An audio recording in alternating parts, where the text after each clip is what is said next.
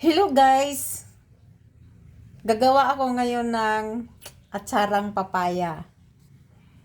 Maraming gumagawa ng atsarang papaya, pero sa akin, sarili kong paggawa ng atsara o paraan sa paggawa ng atsara.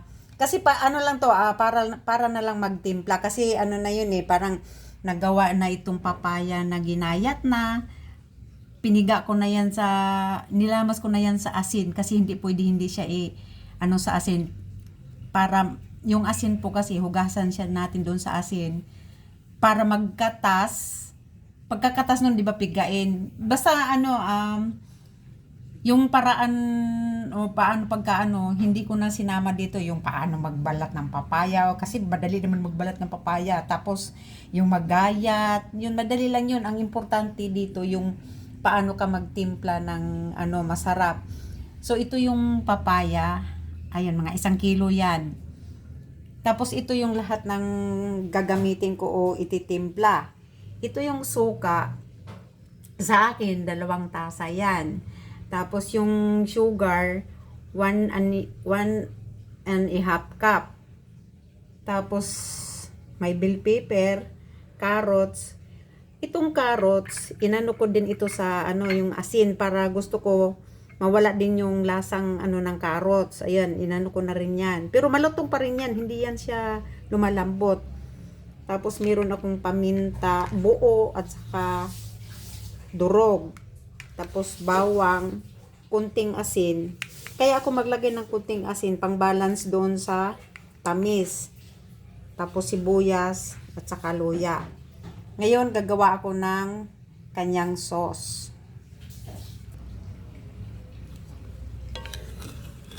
Tapos ito na siya guys, sa aking kasirola. Nilagay ko na yung sugar at saka suka. Tutunawin ko siya ng maigi.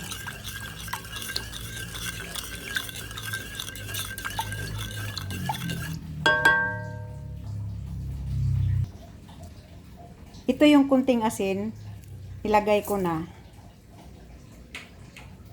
Kasi yung iba hindi naglalagay ng asin. Kasi nga siguro maalat na yung papaya. Pero sa akin kasi hinugasan yun ng maigi.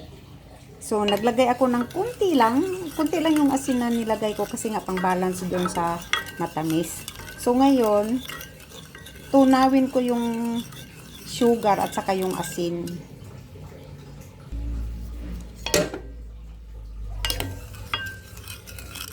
Ayun, ito na siya guys. Natunaw na ang sugar. Bago ko siya sindihan, bago ko siya anuhin ng apoy, ilagay ko muna yung garlic, luya, tsaka yung pamintang buo at saka durog. Tapos hindihan ko na. Yun, hintayin ko yan siyang kumulo. Tapos itong papaya, guys, habang nagpapakulo ako sa aking ginawang sauce, ito yung bell pepper, ihalo ko. Tsaka yung carrots, sibuyas. Tapos haluin ko ng maigi. Kinakamay ko na, hindi na ako nag-gloves kasi malinis naman kamay ko Tsaka hindi mahaba yung kuko ko. Nagpapaiksi talaga ng kuko ko kasi nga siyempre nagluluto ako hindi ako mahilig sa mahaba ng kuko. Kaya ginaganito ko kasi mamaya yung kanyang sauce pag ibuhos na dito, hindi ko na siya haluin. Ayun, ganyan haluin siya ng maigi. Ganyan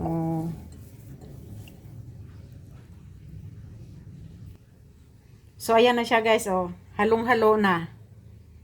So ngayon tingnan ko yung ginawa kong sauce kung kumulo na siya.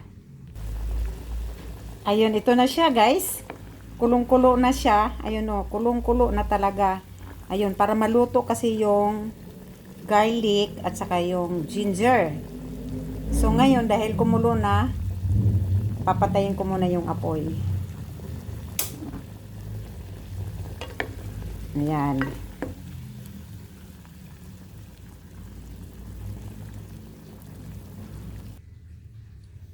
So ito na siya, guys.